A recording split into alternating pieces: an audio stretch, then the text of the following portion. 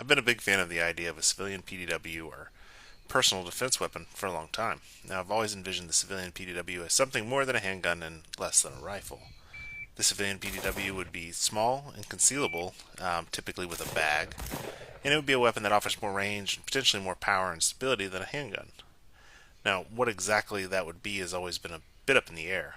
I've played with the various Roni kits and the KPOS chassis and found them severely lacking.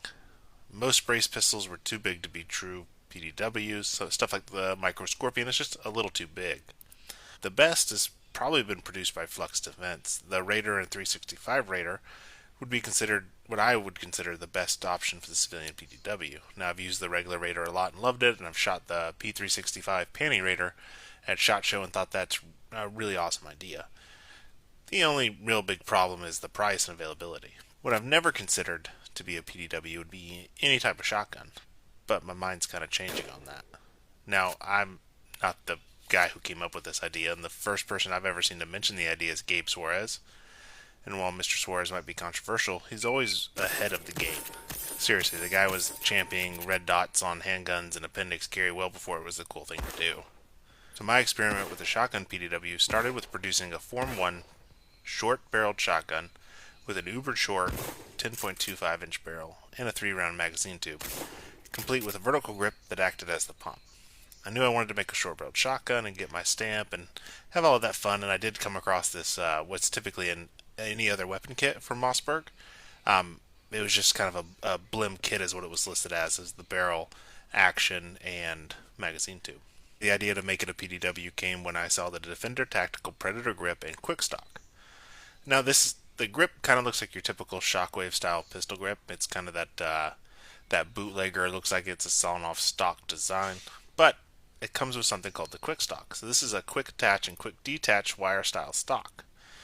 So this allows for the conversion of a pistol grip only shotgun to a stock shotgun in just like 2 seconds. Now, it does seem silly. It kind of looks terrible too. It's definitely not attractive. But I was game for the experiment. I sent my Form 1 to the ATF and patiently waited. After about a week, it was approved and I was ready to rock and roll. I'd be thinking, is this guy serious? No, not really. I don't think a Title II firearm would be a very good PDW.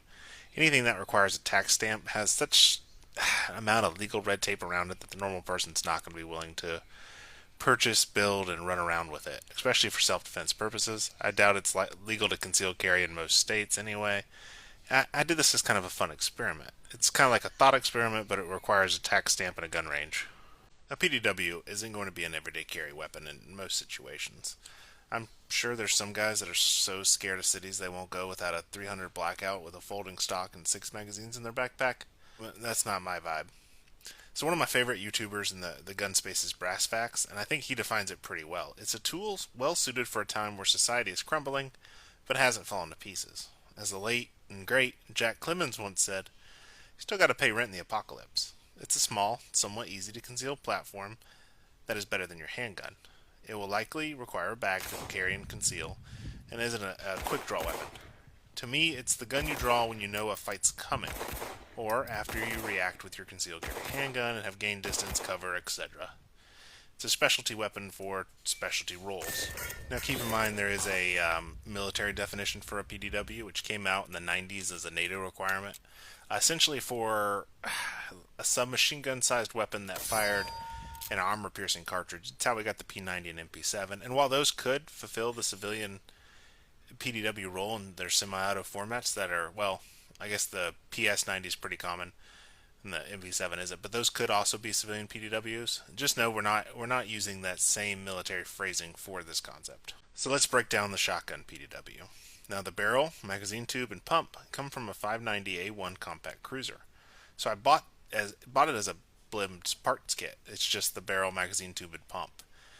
The receiver is a simple 590A1 receiver that I had lying around. Now the gun does have a +1 extension for 2 reasons. Mainly, when I bought the AOW kit, it did not have the magazine spring follower or the little cap I had to put on. So if I was going to buy a new cap, why don't I just buy a +1 extension? This gives me 4 rounds instead of 3, at the cost of lengthening the weapon just slightly. Now, that's for 2.75-inch shells. Oddly, I can only get 5 mini shells with the extended tube. I thought I might have been able to get 6, but that's just not happening. I plan to order the Defender Tactical Co-Sight system, which is an RMR pattern mount, and I'm going to use that with the HoloSun 509T. A real fun fact, I actually pitched the original idea of the Co-Sight to Defender Tactical. They did, 99.9% of the work, but I do have that little connection to it. For now, I installed a Mossberg optics rail, which is, easy to do in a head lying around, and a Crimson Trace red dot. It's not a fancy red dot. It's actually fairly large, though, which I do like. And I went with the Crimson Trace red dot because I had it sitting in a drawer and it wasn't mounted, and I had a Picatinny mount already, and it just kind of, I'm impatient and I just wanted to start shooting. As mentioned, we have the Predator grip and the quick stock. Additionally, inside the gun, I installed the Defender Tactical mini shell adapter.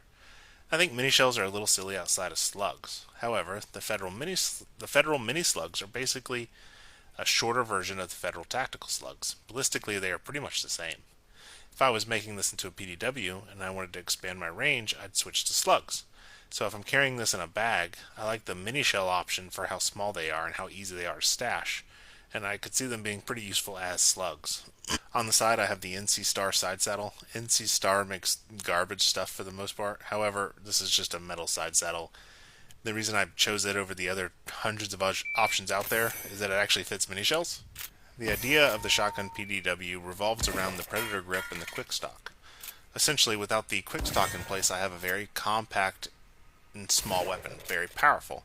Now, if I ever need something that requires a stock instead of a pistol grip, I throw the stock on and now I have a longer weapon but a more stable one.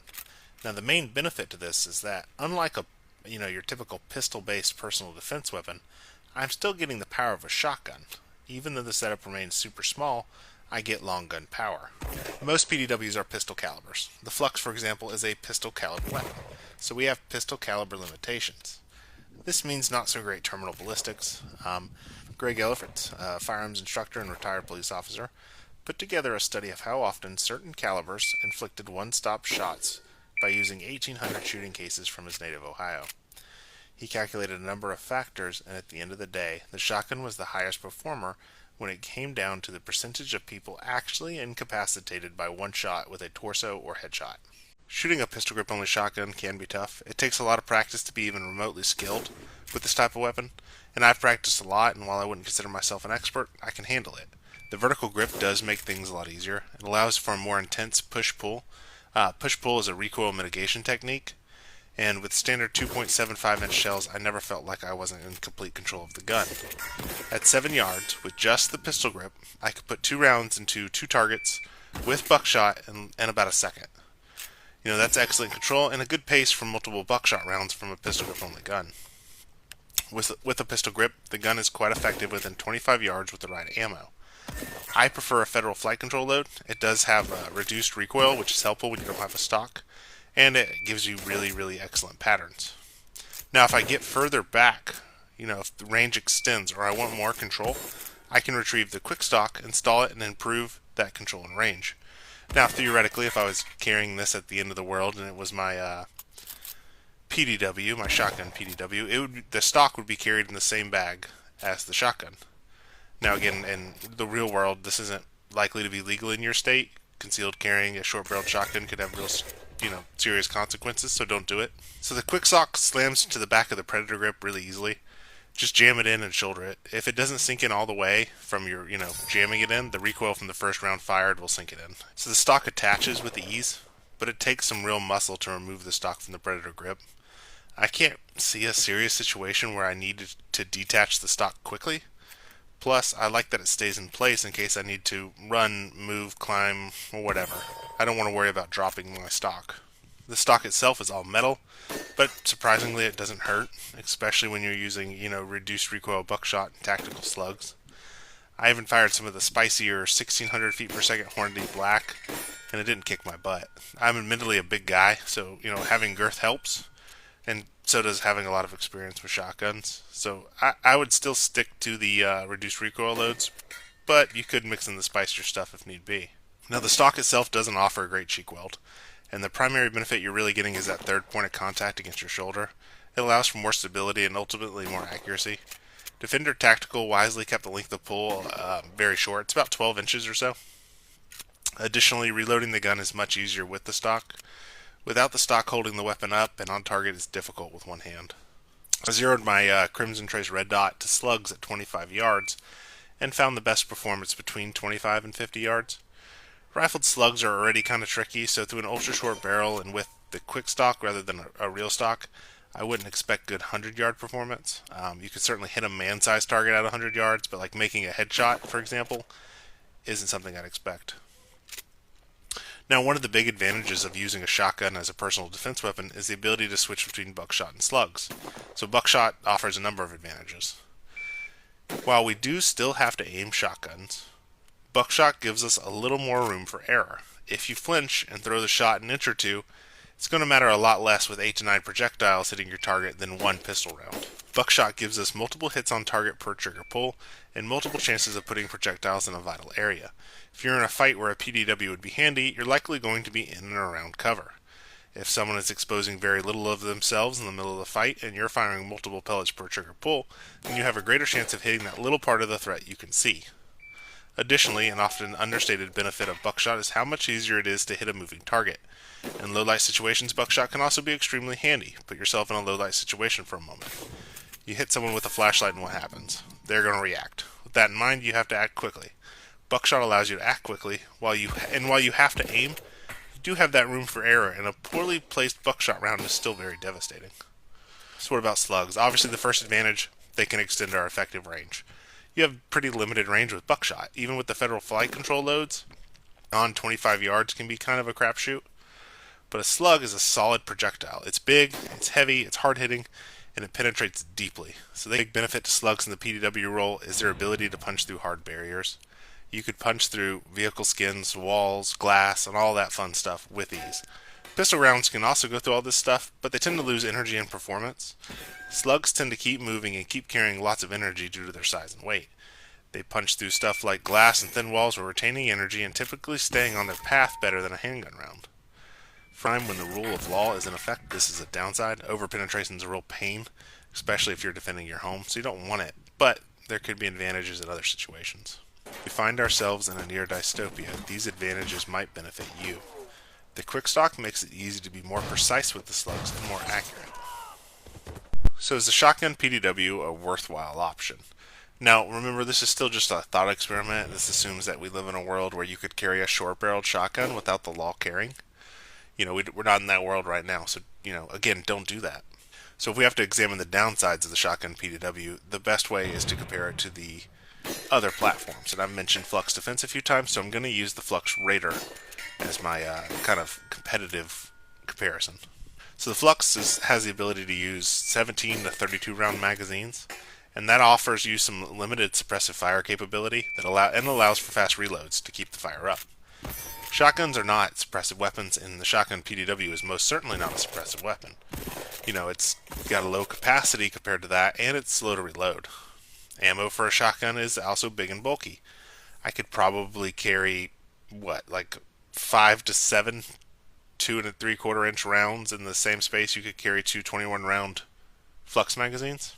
Shotgun ammo is also heavy, and if you want light and convenient, the shotgun PDW isn't it. Recoil is an issue. 12 gauge shotguns aren't for everyone, especially small and lightweight guns like this. It can be tough to handle and takes a lot of training and practice to effectively utilize. It's also worth noting this platform requires two hands because it's a pump action design. So if you hurt one hand or you're carrying something, you have one shot and that's it. Range is obviously limited. From a practical standpoint, it offers about the same range as a handgun and handgun cartridges, but falls behind something like a 300 Blackout or even a 5.7 by 28mm cartridge. Now, of course, as mentioned, we need a tax stamp, and you need, a real actual dystopian event and no rule of law to make this platform actually work and to make it a rational idea. For the fourth time, it's just a thought experiment and one I'm going to continue to tool around with. But this is kind of the intro to the shotgun PDW, I guess, and my views may change. I may think it's completely stupid. At this point, I'm not really sure. I think it's fun, though, and, I'm making these videos for fun, so I might as well have a little fun. But what do you think of the shotgun PDW? Is it silly? Is it stupid? Let me know below, and thanks for watching. You guys have a great day.